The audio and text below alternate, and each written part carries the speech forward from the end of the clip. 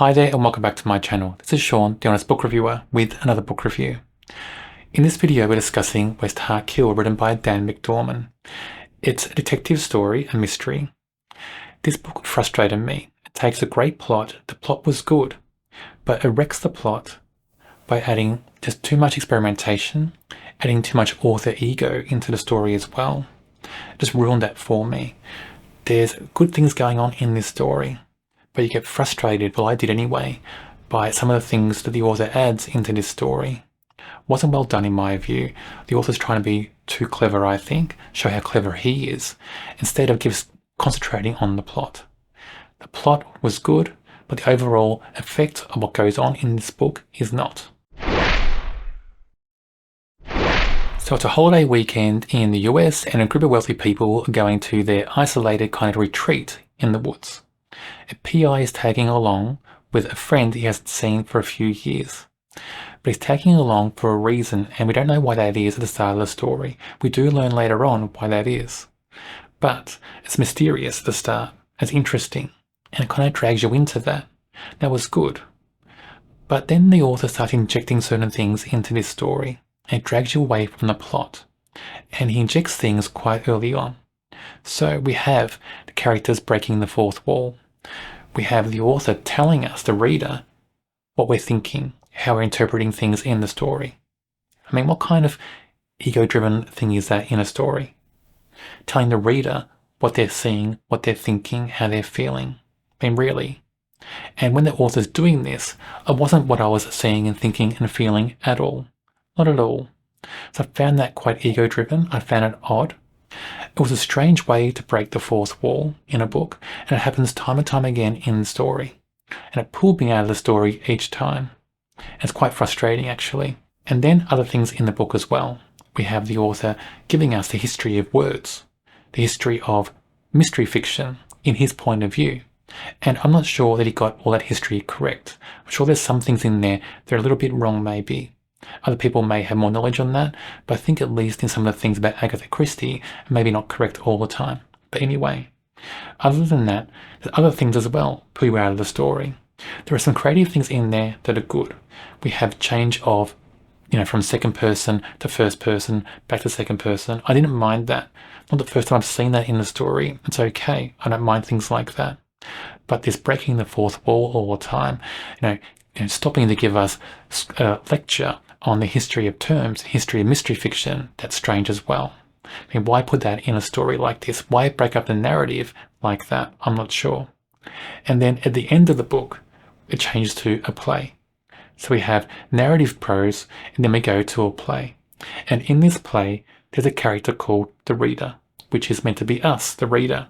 And we're there asking questions of the characters in the book, thinking things about the characters in the book, coming to conclusions about the story. So again, it's the author telling us, the reader, how to think, feel, what's going on in the story. We're being told how to experience this book rather than experiencing for ourselves. I found that quite strange. It was really odd to me. I don't know why we shifted to that play in the last part of the story, other than just to be a bit hyper creative maybe, to show look what I can do, to break down another wall. I don't know, it just felt really odd to me. And I won't give you what the ending is. It's a strange ending as well, and it frustrated me. It just kind of ruined the whole story for me, actually, when we get to a certain part at the end of the story, because it's just like, look what I can do. I can do this because I'm writing this story. I can do this even though it's completely illogical to the whole story. I'm just going to do it because. That just really felt odd to me. On the good side, I liked the setting. This isolated setting in the woods is a good setting for a mystery like this. I like some of the characters. The characters are written well. When they're written in a way we can concentrate on them properly without having this fourth wall broken down and being told what to think of them, the characters are written well, and certain characters I liked a lot. So two good things in this story. And I did like the plot. I liked the mystery. The mystery about it was set up well. And it's a good mystery, but it gets ruined again by the author telling us what to think about the mystery. And why do that? Why take something that could be really good, a great plot, great setting, good characters, and ruin it like that? I don't know. It just felt so strange to me. It's like the author just wants to be super clever to say, look what I can do, rather than saying, here's a brilliant story I've written. It's going to be a great story. read this story, please. There are so many brilliant authors out there in the same genre as this. Books I've read by these authors, and I've not read a book by these great authors where they throw their own ego into books like this. I've not seen that before. I don't know why you would do that as an author. I'm not sure. I know this author's trying to be super creative. He wants to do something different. And I don't mind people being creative. I applaud that. But this whole breaking down the fourth wall so often, interruptions to the narrative that drag me out of the story so much, taking something that could have been great and making it less than great because you're doing all these things, to throw ego into the story so much, it just felt really odd. It does ruin the read. It makes it less enjoyable. It makes me not want to read books by this author in the future. But I'm sure this author can write great books. I mean, there's so many good things in this story, but there are so many things that really drag me out of the story so often and ruin it. McCannis is the PI, the detective in this story. Look, he's written to be a stereotype. He's written to be kind of like that old school detective character, in kind of pulp fiction stories.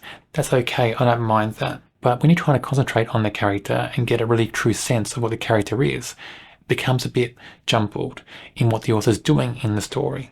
Breaking down that fourth wall, telling us what to think about the PI character, telling us what to think about what the PI character thinks about other characters. It ruins what we have in our mind about this character. So he's a stereotype character that kind of works in this story. Doesn't work all the time, but he works well enough.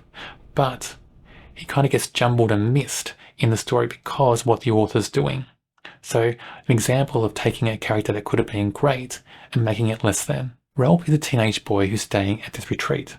He's my favourite character in the story. I like how he's written. I like how he's used in the story.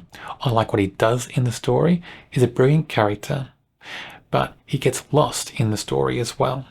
So even though we've got this great character, this character that stands out so much, he gets lost because you're having to deal with all the things the author does in this book. But I think if this book had been written as a standard prose narrative, this character would have been so amazing. Other characters would have been amazing as well. This character is not a stereotype at all. He feels like a teenager as well.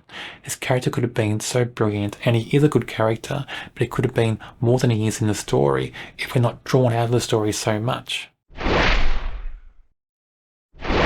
I've got a feeling this book is polarizing. I think there are people out there who love it. They love everything the author's done in the book to make it so creative, so different. And then there are readers who get frustrated because it's just too kind of ego driven. There are too many things in there that pull you out of the story. I think it's very polarizing. I rate this a 2 out of 5. For me, it takes something that could have been great. This whole plot, the mystery, the setting, the characters could have been fantastic. But for me, I'm pulled out of it too often. I don't need that fourth wall being pulled down so often. I don't need to be schooled in the history of terms, the history of mystery fiction. I don't want that in a story. If I want that, I'll go read something non-fiction. But I think this could have been a fantastic story, if not for all those things the author's throwing in to make it so hyper creative and hyper different. On my channel, I review a lot of mysteries. If you enjoy mysteries, check out my channel and subscribe. On the screen now is a link to another video for a book I'm sure you'll enjoy.